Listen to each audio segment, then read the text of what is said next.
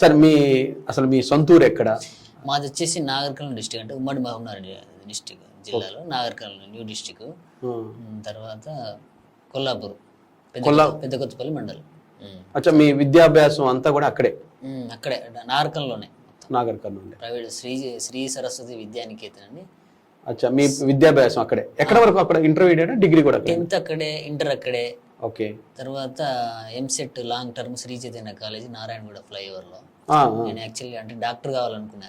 ఓ, doctor అవుదామని. Actor కాకుండా writer అయ్యారు అయితే మీరు? అంటే యాక్టర్ అనుకోలే, రైటర్ అయ్యా. ఓకే.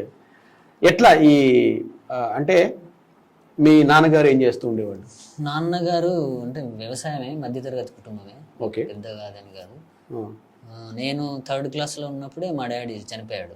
ఓకే. మా అన్ననే ఎం వెంకట్ అని చిన్నప్పటి నుంచి నన్ను బాగా చదివించాడు. మీరు ఇద్దరేనా కుటుంబం? మేము ముగ్గురం. నేను చిన్న అందరికంటే. మొత్తం మీ ఫ్యామిలీలో ఎంతమంది? నాకు 3 అన్నలు 3 అక్కలు. ఓ, పెద్ద కుటుంబమే. పెద్ద కుటుంబం. ఓకే. ఇప్పుడు అన్నయ్య గారే మిమ్మల్ని మొత్తం ఎడ్యుకేషన్? అన్నయ్య చిన్నప్పటి నుంచి ఆయన నన్ను కొడుకులాగా చూసుకున్నాడు అంతే. అచ్చా, ఆయన పిల్లలు లేరు. ఓకే. చలో, అసలు ఈ పాటలు రాయాలి అని అంటే నేను చిన్నప్పుడు కూడా నేను కూడా పాటలు వింటూ ఉండేవాడిని. కానీ రాయాలి అంటే మాత్రం అది చాలా టాలెంట్ ఉండాలి. మీకు ఎక్కడ అబ్బింది ఈ పాట రాయాలి అనే ఒక? మా నాన్నగారు రాములు కోలాటాలు అవి వేయించేవాడు. పాటలు బాగా పాడేవాడు మా నాన్న. ఇన్స్టెంట్ గా పాడే లక్షణం ఉంది మా నాన్నకి. మా అన్న క్యాసెట్ చేసేవాడు. అతను ఒక ఓ మల్లి నా మల్లి అని ఒక పాట చేసేవాడు. ఆయన రాసుకునే పాటలు రఫ్ రాసుకొని నీట్ గా నాతో రాయించుకునేవాడు. నాతో రైటింగ్ బాగుంది అని చెప్పేసి. నేను స్కూల్కి అంటే ఫస్ట్ మిమ్మల్ని ఎవరైతే చదివించారో మీ అన్నయ్య వెంకట్ గారు, ఆయన లిరిక్ రాస్తా ఉండేవాడు? రాస్తాడు. ఓ, మీకు ముందే మీ అన్నయ్య లిరిసిస్ట్, సాంగ్ రైటర్? అవును.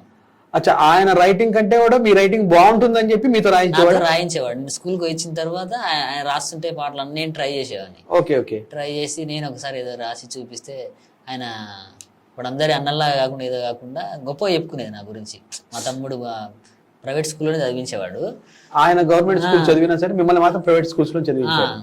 బాగా చెప్పేవాడు మా తమ్ముడు. అంటే బూస్టింగ్ ఇచ్చినట్టు మాట్లాడేవాడు. అచ్చా, ఇది రాసేటప్పుడు మీ వయసు ఎంత? నేను 9th క్లాస్లో రాసిన అనుకుంటా ఫస్ట్ పాట. 9th క్లాస్లో నేను ఇప్పుడు అందరూ అనుకుని రాస్తారు కదా, అలాగే రాసుకున్నాను. లేదు, నేను అడుగుతున్నది మీ అన్నయ్య రాసిన పాటని మీతో ట్రాన్స్లేషన్ చేయించారు కదా? అవునా? అది ఎప్పుడు? 9th 8th అదే ఏమన్నా గుర్తుందా? మీ అన్నయ్య రాసిన పాట? అన్న రాసిన పాట ఒకటి బాగుంటది, ఓ మల్లి నా మల్లి అని. ఓ మల్లి నా మల్లి చిరునవ్వుల జాబిల్లి, ఏడున్నావు నువ్వు ఏడున్నావు, నువ్వు లేక నా మనసు మూడు బారిపోతుంది, ఏడున్నావు. మీ అన్నయ్య రాసిన పాట అప్పుడు మీరు నిజంగా అండి చాలా మంది చెప్తూ ఉంటారు కానీ ఏదైనా వినటం కంటే కూడా ఎప్పుడైతే మీరు ఏదైతే అనుకుంటున్నారో దాన్ని కనుక మనం పేపర్ మీద పెడితే అది మైండ్ లో ఉండిపోతుంది. అసలు అప్పుడు రాసిన, చిన్నప్పుడు మీరు చదువుకునేటప్పుడు రాసిన మీ అన్నయ్య పాటని, మీ అన్నయ్యకి కూడా గుర్తుందో లేదో తెలియదు కానీ నువ్వు చాలా అలవోకగా పాడేసావు సంజయ్. ఆ తర్వాత నువ్వు రాసిన పాట ఏంటి? నేను ఒక లవ్ సాంగ్ ఏదో రాసా అప్పుడు 9th క్లాస్లోనే. నీ రూపం మదిలో మెదలని ఒక సాంగ్ ఉంటుంది. నీ రూపం మదిలో మెదలని రోజేదైనా ఉంటుందా, నీ వెళ్ళే దారిన నడవని దారేదైనా ఉంటుందా, నిన్ను మనసున చెరిపే నాకొక మాయైనా, నిదురించే క్షణమున తలవని రే అయినా ఉంటుందా ఉంటుందా ఉంటుందా, నేను మనసున చెరిపే మాయైనా రే అయినా. ఇలా 9th లో రాసావు? 9th క్లాస్లో. గురు, ఇది లవ్ సాంగ్ ఉంది కదా బ్రో? లవ్ సాంగ్ లాగా. అంటే 9th లోనే నువ్వు ప్రేమలో ఏమైనా ఫెయిల్ అయ్యావా? లేదు లేదు లేదు, ప్రేమ అని కాదు కానీ రాశా. అప్పుడు ఏదో సినిమా వచ్చింది, ఏదో భరత్ నువ్వు జన్మ నీదే లే ఒక సాంగ్. Okay, okay. దాన్ని పెట్టి ఇది రాసావు. అలాగే మీ గొంతు కూడా చాలా బాగుంది. మీరు రాసిన పాటలు మీరే పాడేవాళ్ళ లేదంటే ఎట్లా?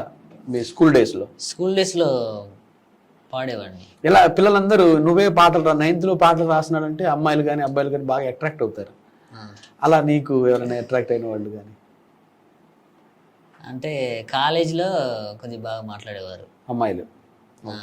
నువ్వు మాట్లాడే ఉల్టా అంటే సాంగ్ ఉల్టా పాడా నేను ఏదో కాలేజ్ డేస్ లోనా? కాలేజ్ డేస్ లో గజని సినిమాలో ఓ పేరు ముందు సంజయ్ తీసుకున్న, సంజయ్ రామస్వామిలో నుంచి సంజయ్ తీసుకున్నావు, అదే పాటను మళ్ళీ అదే ప్యారడీ. పాటలో ఒక మారు కలిసిన బంధ ఆ పాటని నేను కవరు మనసిలి కదంబ గలల అనసిగిలంక టింక గరుదు ఏనే గడబనేక ఆడ తడబనిగా కంటికెదురుగా కనపడగానే అంతే తడబడి ఇది ఇలా ఉల్టా పాడితే మా మేడం మామూలుగా పాడటమే మాలాంటి వాళ్ళకి రాదు, అలాంటిది నువ్వు దీనికి ఏమైనా ప్రాక్టీస్ ఉంటుందా?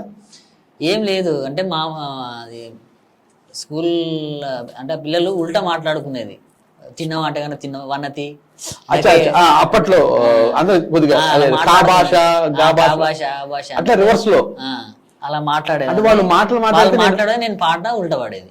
ఓ వాళ్ళు మాట్లాడిన మాటని మనం ఎందుకు పాటగా చేయకూడదు అని. Very good thought bro.